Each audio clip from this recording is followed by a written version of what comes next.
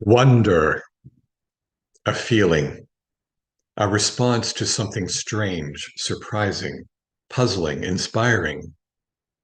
Not a pure feeling, though.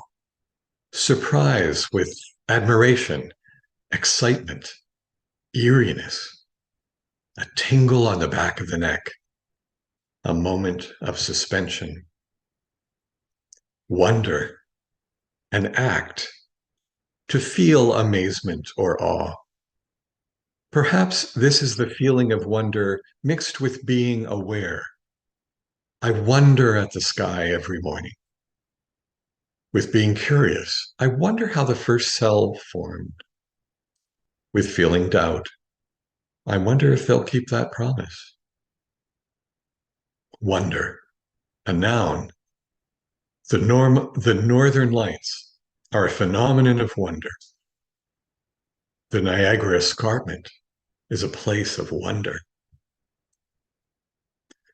If there's a single most aspect of spiritual or physical experience that moves Unitarian Universalists to the perception of the ultimate, it's wonder. We find common ground in this ethereal feeling. This is possible because there are so many aspects of life that can trigger wonder. The world of science, the world of nature, of creativity, of thought, of the ineffable. No matter which direction we want to go, along the way and in the end, we discover wonder. If we go macro to peer into the near or distant cosmos, we find wonder. If we go micro towards electron microscopy or particle physics, we find wonder. If we go literally inside our animal bodies, we find wonder. If we gaze into the human mind, we find wonder. Question after answer after question. I love wow experiences. You know what I mean. Crossing the country by train in 1976 in the winter, I wake up in a roomette as the train is stopped somewhere near McBride, British Columbia, west of the Rockies. The winter there, mountains and enormous trees heaped with snow fill my wide window. Wow. Only once during my medical training in 1980 can I say that I deliver the baby. That moment when his head finally emerges and the rest just suddenly flows into my arms. I hold him in the safe way I've been taught, and he fits there perfectly and cries almost immediately. And he's beautiful. Wow. Shortly after moving into a downtown condo in Toronto in 1987, there's an awesome thunderstorm out over the harbor. I see the gigantic height of the dark clouds, lightning shooting out, striking the high antennas on top of the bank towers a few blocks away, but also flashing deep within the thunderhead. Yet, no rain at all is falling between all that and me. The view is crystal clear. Now, it may be odd to say, but it looks like enhanced cinematography on IMAX, a display of unbelievable power. Wow. In wow moments, those of us who pray and those of us who don't are in the same state of mind, right on the edge of what seems grand beyond our knowing, teetering there, giddily, breathless, thought obliterated. Some of us continually seek out these moments. We travel, we climb, dive, delve, search, and research. We open a creative vein, look harder, closer, keener. Or we choose something new, simply take a different route to work. Sit in a chair that we never use in our own living room. The whole place looks different. Walk through our home in the dark. feel a new feeling. The thing about wonder is that we can find it anytime, simply by focusing on perceptions, stopping to find out what something really feels like, but also feeling what it's like to stop and feel it, being aware of our awareness, wondering what exactly is it that we're feeling. Materially, what does something soft look like under a microscope? Do any molecules from that soft surface stick to our fingers? Are there any tiny living things on what looks like an inanimate object? Wonder arises simply from asking questions. Morning. Richard Rohr's daily meditation begins a week focused on awe and amazement. He starts with this quote from Rabbi Abraham Joshua Heschel. The roots of ultimate insights are found on the level of wonder and radical amazement, in the depth of awe, in our sensitivity to the mystery. Now, I could claim that I got a phone call last night. Stephen, it's Richard. What do you think I should be doing this week? What's the topic for this week? And I say, well, I'm talking about wonder, awe, and mystery. And he says, oh, that's great. Thanks. But that didn't happen. It's just fanciful thinking. It's just funny. We're on the same topic. It's not only the physical world or objective reality that triggers wonder. There's the immense world of thought and concepts, of abstracts and imagination. Mathematics and philosophy both consider what may exist only in thought. The square root of -1 is an imaginary number. Plato's world of forms was real only in his mind. Math, philosophy, and anthropology all have concepts of beauty, an abstract term that can in some ways be measured objectively, but in other ways not. In fact, if a math proof or cosmological theory has beauty, so they tell me, which I guess depends on the slide rule of the beholder, it's considered more likely to be true or correct. Even that claim is a thing of wonder.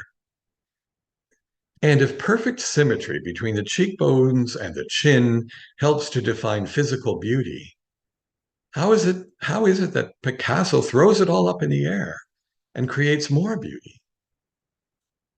Even more, how is it that a painting can jump right into your soul as soon as you see it? During the summer of 2003, just before going to seminary, my job is to write short online bios of New Brunswick artists for junior high students. I'm researching a living artist from Fredericton and open an art magazine to a full-page image, of one of his paintings. I gasp and jump a little in my chair. Tears spring to my eyes. The painting is all in red tones. There's a faint shadow of a person just behind the main figure in this picture. I don't know why my response is so deep and powerful.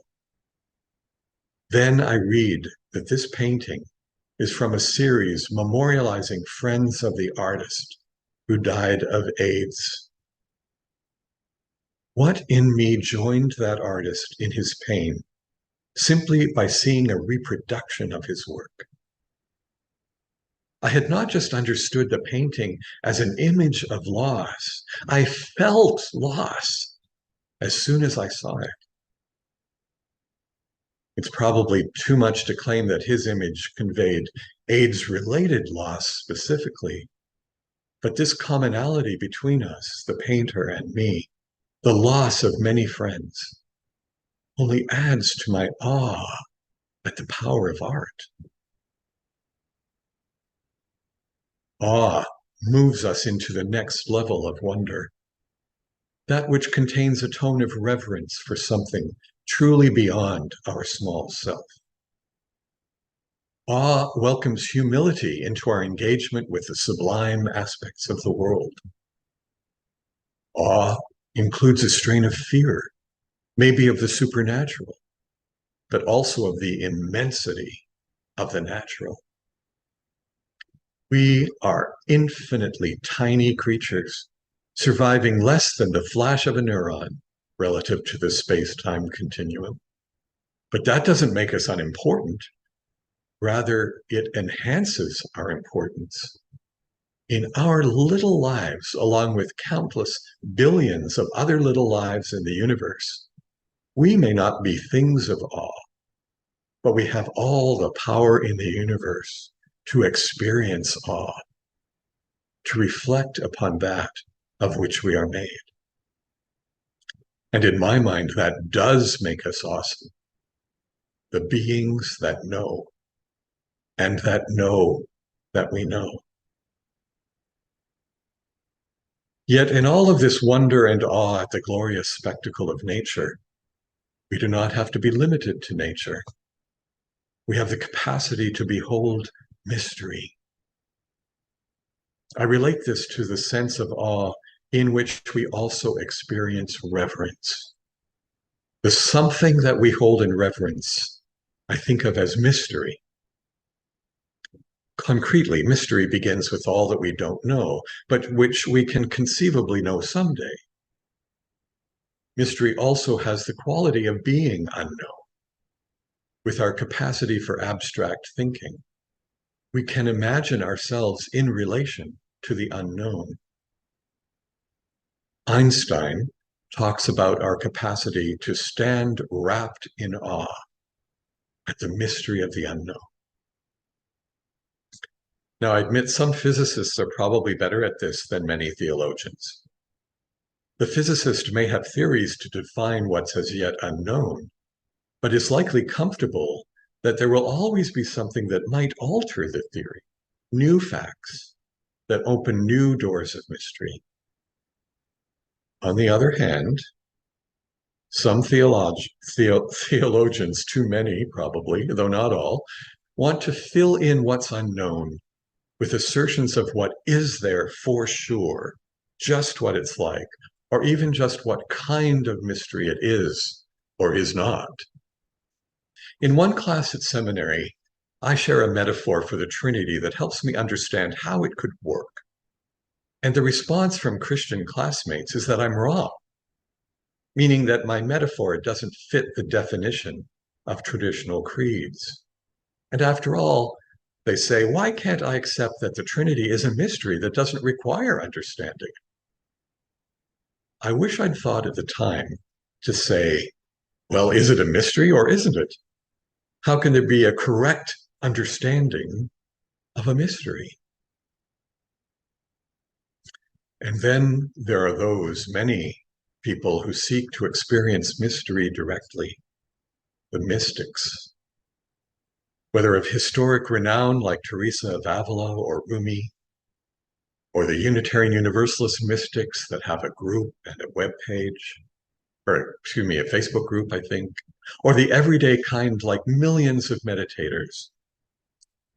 Mystical experience is, well, mysterious, unrelated to facts, but very much entwined with reality.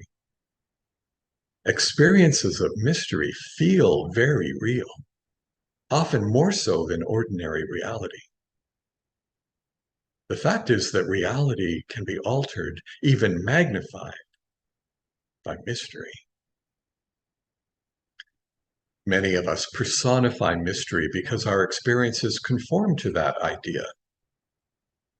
The mystery acts like something tangible, or what has been described almost exactly by others too. We may most relate to a historical figure used by countless others as the personification of mystery, Jesus, Krishna, Buddha. We may personify it more generally as a higher power.